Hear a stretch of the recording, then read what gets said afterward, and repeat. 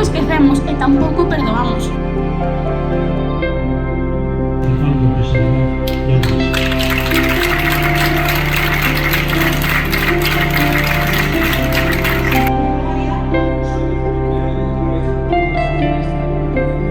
Númidos asasinos que deron un golpe de Estado. Aprobada por o pleno do Concello de aquí de Ourense por unanimidade a proposta.